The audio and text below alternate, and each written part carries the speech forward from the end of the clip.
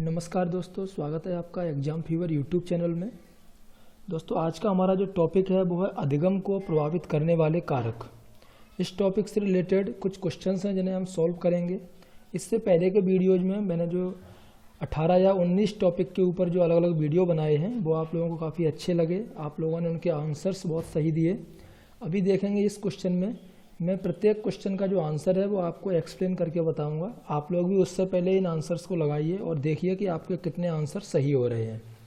पहला क्वेश्चन है कि निम्नलिखित में से कौन सा कथन अधिगम के संबंध में सही है। अधिगम के संबंध में इन चारों में से कौन सा कथन सही होगा। बच्चों द्वारा की गई त्रुटियों से संकेत मिलता है कि किसी प्रकार का अधिगम नहीं हुआ है। अधिगम ऐसे वातावरण में प्रभावी होता है जो शिक्षार्थियों के लिए भावनात्मक रूप से सकारात्मक और संतोषजनक है।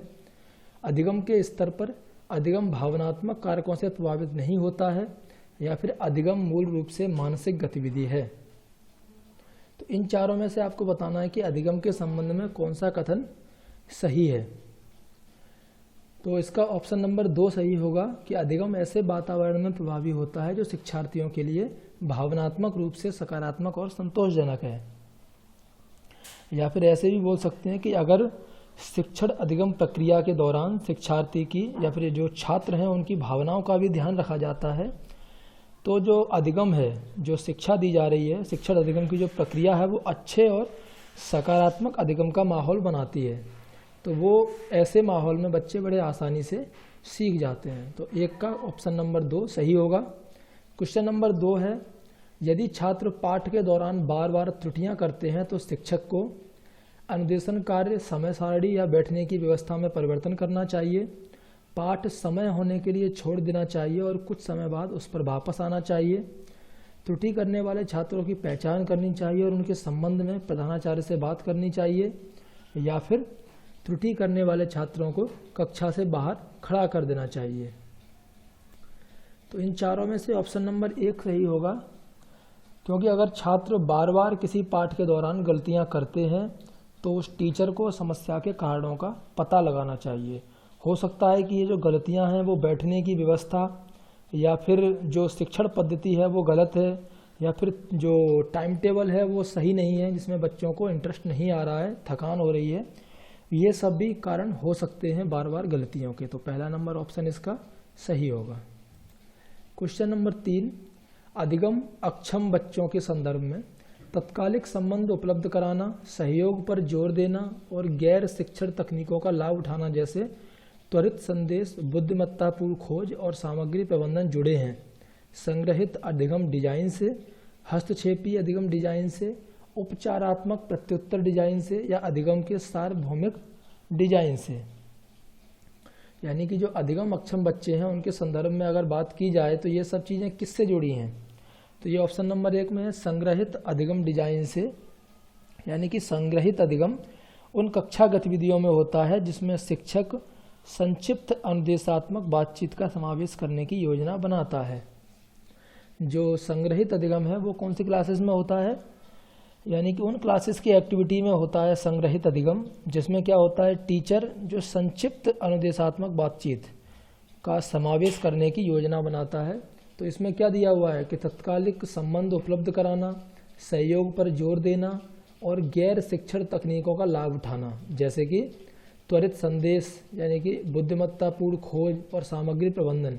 तो ये सभी के सभी संग्रहित अधिगम जो डिजाइन है उससे जुड़े हुए होते हैं। जब आप संग्रहित अधिगम के बारे में पढ़ेंगे तो आपको इन सब चीज़ों के बारे में मालूम हो जाएगा। क्वेश्चन 3 का ऑप्शन नंबर 1 सही है। क्वेश्चन नंबर 4, जब पूर्व अधिगम नई स्थिति में अधिगम को प्रभावित नहीं करता है तो इसे कहा जाता है अधिगम का सकारात्मक स्थानांतरण, अधिगम का नकारात्मक स्थानांतरण, अधिगम का शून्य स्थानांतरण, या अधिगम का निरपेक्ष स्थानांतरण। जब पहले की सीखी हुई चीज़, हम कोई नई चीज़ सीख रहे हैं, उसको बिल्कुल भी असर नहीं डाल रही है, प्रभावित नहीं करती है, तो उसे क्या बोल सकते हैं आप। तो ऑप्शन नंबर 3 है अधिगम का शून्य स्थानांतरण। अधिगम का जो शून्य स्थानांतरण है वो स्थिति होती है कि जब पहले वाला ज्ञान या कौशल वो ना तो आसान होता है और ना ही कठिन होता है, यानी कि नए वाले अधिगम से कोई उसका संबंध नहीं होता है, तो अधिगम का शून्य स्थानांतरण होता है। 4 का ऑप्शन नंबर 3 सही होगा।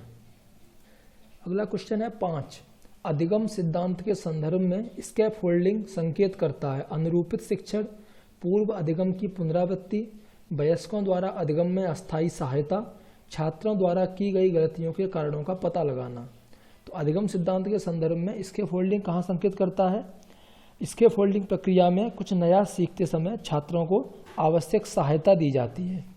जो स्कैफोल्डिंग प्रक्रिया होती है उसमें क्या होता है, जब कुछ नया सीखा जाता है तो नया सीखते समय जो स्टूडेंट्स हैं उनको आवश्यक सहायता दी जाती है, यानी कि ऑप्शन नंबर 3 है वयस्कों द्वारा अधिगम में अस्थायी सहायता।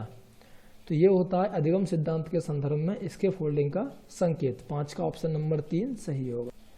अगला क्वेश्चन है 6 नंबर, छात्रों को उनके IQ या फिर बुद्धि लब्धि के आधार पर विभिन्न समूहों में वर्गीकरण की प्रवृत्ति उनके आत्मसम्मान और उनके शैक्षणिक प्रदर्शन को बढ़ाती घटाती है, घटाती बढ़ाती है, बढ़ाती बढ़ाती है या फिर घटाती और प्रभावित नहीं करती है। इन खाली जगह पर इन चारों में से कोई एक ऑप्शन फिट होगा। तो बताना है आपको, अगर कोई छात्र हैं उनको उनकी IQ के आधार पर अलग अलग समूहों में बांटा गया है, क्लासिफाइड किया गया है, तो उनके आत्मसम्मान और शैक्षणिक प्रदर्शन पर क्या प्रभाव पड़ेगा?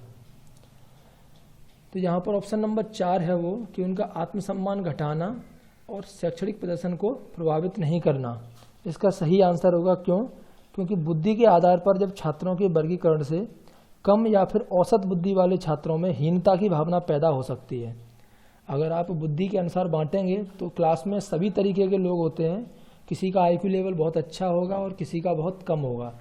तो जब एक ग्रुप में बहुत अच्छी IQ वाले लोग रहेंगे और एक ग्रुप में बहुत कम IQ वाले लोग रहेंगे तो उनको पढ़ाने से लेकर के हर चीज़ में काफ़ी चेंजेज होंगे। तो इसीलिए जो कमज़ोर छात्र हैं उनमें उनके आत्मसम्मान में कमी आ सकती है, यानी कि उन्हें हीनता की भावना उनमें आ सकती है और उनका जो शैक्षणिक प्रदर्शन है उस पर कोई भी प्रभाव नहीं पड़ेगा।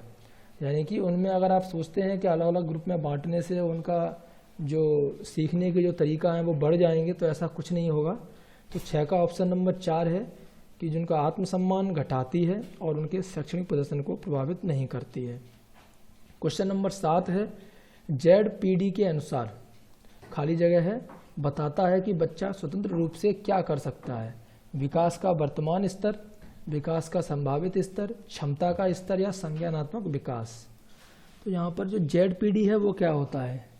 ZPD क्या होता है कि बच्चे के विकास के वर्तमान और संभावित स्तरों के बीच अंतर। ZPD क्या होता है? बच्चों के विकास का जो वर्तमान स्तर है और जो संभावित स्तर है उनके बीच का जो अंतर है उसे बोलते हैं ZPD। तो ZPD के अनुसार यहाँ पर विकास का वर्तमान स्तर बताता है कि विकास का संभावित स्तर बताता है या क्षमता का स्तर बताता है या संज्ञानात्मक विकास। इनमें से कौन बताता है कि बच्चा स्वतंत्र रूप से क्या कर सकता है? तो ऑप्शन नंबर 1 इसका सही होगा कि ZPD के अनुसार विकास का वर्तमान स्तर बताता है कि बच्चा स्वतंत्र रूप से क्या कर सकता है। 7 का ऑप्शन नंबर 1 सही आंसर होगा। क्वेश्चन 8, अधिगम अक्षमताएं हैं बालक का अपनी आयु से ऊपर की कक्षा का कार्य कर पाना, डिसलेक्सिया का पर्याय है, औसत या औसत से ऊपर अधिक IQ वाले बच्चों में भी मौजूद है, समय और हस्तक्षेप की प्रकृति से निरपेक्ष अपरिवर्तनीय नहीं है। तो अधिगम अक्षमताएं क्या होती हैं? अधिगम अक्षमता स्नायु विकार है, यानी कि जो सूचनाओं का भंडारण करने की मस्तिष्क की क्षमता को सीमित कर देता है। जो अधिगम अक्षमता क्या होती है? जो जितनी भी जो सूचनाएं हैं उन्हें हम लोग जो अपने दिमाग में स्टोर करके रखते हैं, भंडारण करके रखते हैं, तो जो मस्तिष्क की जो क्षमता है उसको वो लिमिटेड कर देती है। अधिगम अक्षमता वाले बच्चे अपनी शैक्षणिक योग्यता में काफ़ी पिछड़ जाते हैं। ऑप्शन नंबर 3 में क्या दिया है? औसत या औसत से ऊपर अधिक IQ वाले बच्चों में भी मौजूद है। जो अधिगम अक्षमताएं हैं वो औसत या फिर औसत से ऊपर वाले जो IQ वाले हैं बच्चे उनमें भी मौजूद होती है। इसमें होता क्या है? इसमें बच्चे का जो दिमाग है उसमें जो स्टोर करने की कैपेसिटी है वो कम हो जाती है और ये लोग जो शैक्षणिक योग्यता है उसमें काफ़ी पिछड़ जाते हैं। तो ऑप्शन नंबर 3 इसका सही आंसर है।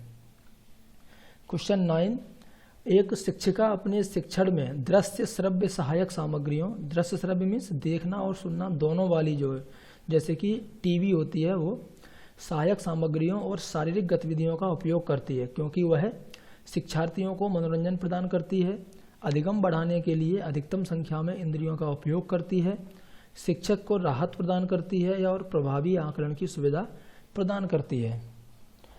तो शिक्षण अधिगम प्रक्रिया के दौरान इंद्रियों की अधिकतम संख्या अधिगम की वृद्धि में बहुत उपयोगी है। छात्रों का ध्यान बनाए रखने और उन्हें जानने के लिए प्रेरित करने में दृश्य श्रव्य सामग्री सहायता करती है। तो यहाँ पर जो टीचर है वो बच्चों को सिखाने के लिए एक तो दृश्य श्रव्य सामग्री जैसे कि टीवी इनका यूज कर रही है और बहुत सारी फिजिकल एक्टिविटी हैं उनका भी यूज करती है। तो वो क्या करती है, जो अधिगम बढ़ाने के लिए जो हमारी जो इंद्रियां हैं अधिकतम संख्या में उनका उपयोग करती है। तो वो कैसे उपयोग करती है, क्योंकि जो शिक्षण अधिगम प्रक्रिया है उसमें क्या होता है, जो इंद्रियों की अधिकतम संख्या जो होती है वो अधिगम को पकड़ने यानी कि सीखने में बहुत ज़्यादा उपयोगी होती है। और उन्हें यूज कैसे कर सकते हैं, अलग अलग चीज़ें दिखा करके या अलग अलग एक्टिविटीज़ करके। तो यहाँ पर टीचर का जो उद्देश्य वो यही है, अधिगम बढ़ाने के लिए अधिकतम संख्या में इंद्रियों का उपयोग करना। तो 9 का ऑप्शन नंबर 2 सही आंसर होगा। क्वेश्चन 10 है, सीखी हुई व्यवस्था एक स्थिति होती है जिसमें विद्यार्थी सोचते हैं कि भूतकाल में बार बार अनुत्तीर्ण यानी कि फेल रहने के कारण वे फेल हो जाएंगे, या फिर शिक्षक महसूस करते हैं कि सीखने में छात्रों की सहायता करने में वे असहाय हैं, या फिर यह समस्या प्रतिभावान बच्चों से संबंधित है जो अपने अधिगम में पूर्ण व्याप्ति का अनुभव कर रहे हैं, या फिर समाज के विद्वान लोग लोकतांत्रिक राजनीति में असहाय महसूस करते हैं।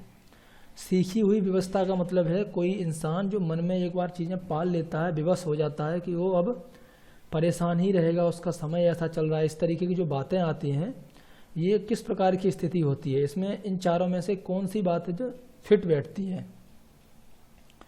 तो एक मनोवैज्ञानिक हैं मार्टिन सेलिगमैन।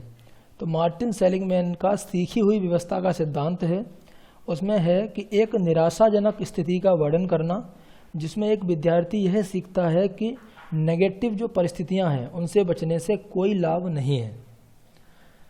तो सबसे पहले ये जानिए ये किसने दिया है, कौन से मनोवैज्ञानिक ने, मार्टिन सेलिगमैन। मार्टिन सेलिगमैन का सीखी हुई व्यवस्था का सिद्धांत एक निराशाजनक स्थिति का वर्णन करता है जिसमें एक स्टूडेंट यह सीखता है कि नकारात्मक परिस्थितियों से बचने से कोई लाभ नहीं है।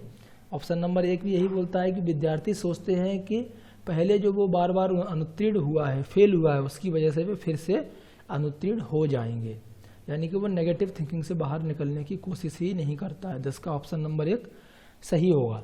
ये टोटल 10 क्वेश्चन थे। आप लोगों को क्वेश्चंस के आंसर कैसे लगे, मैंने जो एक्सप्लेन करके बताया आपको समझ में आए। दोस्तों आपको वीडियो अच्छा लगा हो तो लाइक ज़रूर कीजिए। कोई भी डाउट होता है कमेंट करके आप पूछ सकते हैं। इसके बाद का जो टॉपिक है जैसे हम अगले वीडियो में उसके क्वेश्चंस को सॉल्व करेंगे वो है राष्ट्रीय पाठ्यचर्या की रूपरेखा यानी कि NCF। तो NCF बहुत ही इंपॉर्टेंट टॉपिक है जिसके क्वेश्चंस को आप जरूर सॉल्व कीजिए। अगले वीडियो में दोस्तों देखते हैं NCF को। धन्यवाद दोस्तों।